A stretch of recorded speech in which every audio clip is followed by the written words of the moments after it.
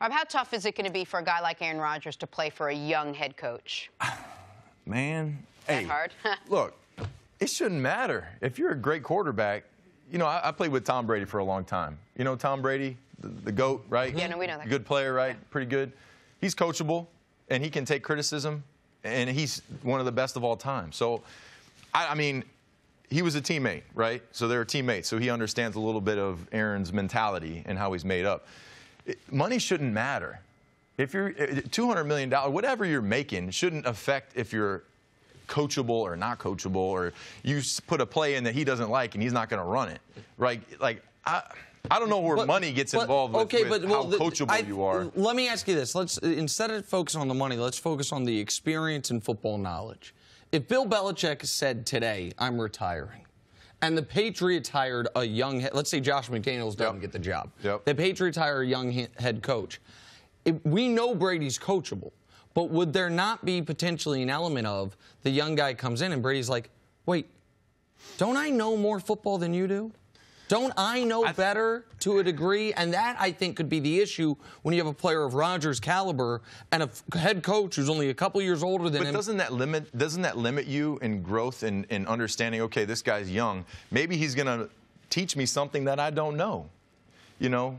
So, absolutely. So as you grow older in the NFL, you have to adapt and you have to learn different skills, because as you get older, you're not as quick. You're not as fast as you used to be. He might not be able to scramble for first down like he used to. So you have to be coachable. You have to understand, okay, look, you're a young guy. I get it.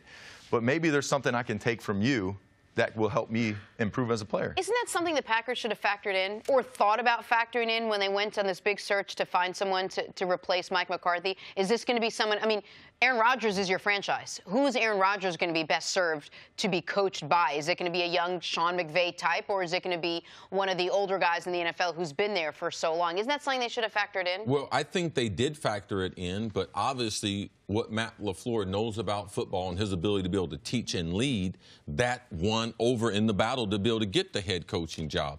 I do believe that regardless of an athlete, if he's a great athlete, ultimately you can't take away all the control. Tom Brady and what Bill Belichick does, and he does this in front of the whole team, and this is why it works. Bill Belichick will humiliate anyone on the roster. He will show a clip. There's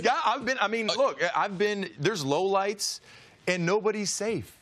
Nobody. There's no one safe. You cannot, if you start doing that, when you start to have a favorite or a guy that, look, he's untouchable, and we can't expose some of the things that he's not doing correctly, then that starts to grow within the team. And like, oh, he's untouchable, so look, I'm getting called out for, and then that starts to, yes, it does, and then it grows within that team. So Bill's not afraid to call timeout, or Julian, or myself. I mean, so when you can have Tom Brady and Bill say, look, what is this? I mean, come on.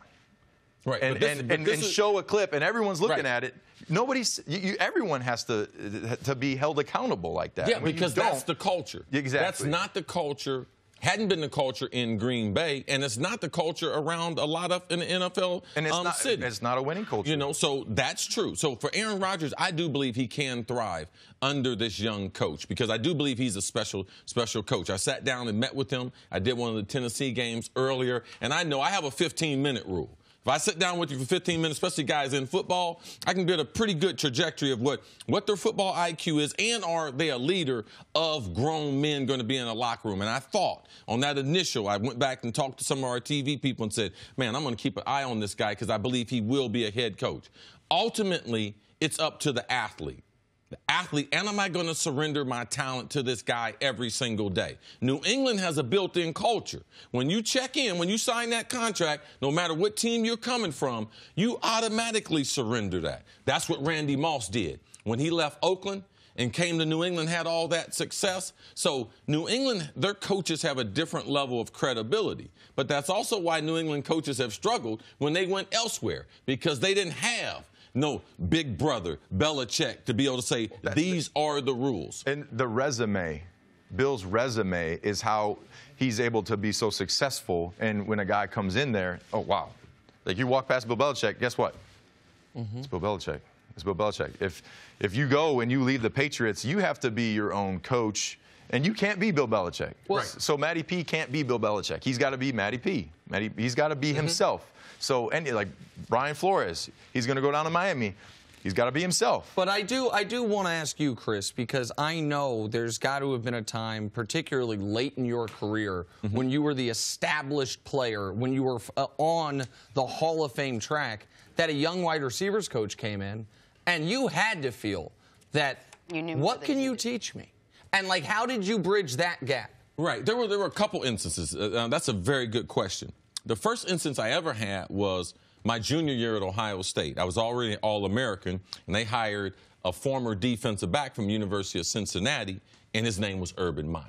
So here I am sitting as an All-American wide receiver being coached by a guy from University of Cincinnati who wasn't even a great defensive player. And not that much older than you, right? No, he's 1 year older than me. But I knew, and I was always taught by my mom, I don't care how talented you are, you have to surrender your talent to that coach. And after about 7 Pro Bowls, we had another coach. And one day him and I had a conversation, and it went more like this. I was letting him know how coachable I was going to be. And I flat let him know, you don't know more about being a wide receiver. But I will come in here because I do believe you can come up with concepts and everything that will draw me out, make me think a different type of way. I don't expect you to improve my routes, but I expect you to come up with some concepts to be able to drive me every single day. So you are right, Nick. I don't care how talented you are. The talent has to be submitted to coaches. That's how you get the best out of the talent. That's how Bill Belichick takes all these guys that are just role model. Oh, this guy can't do this, can't do this. Okay, no problem. Give them to me.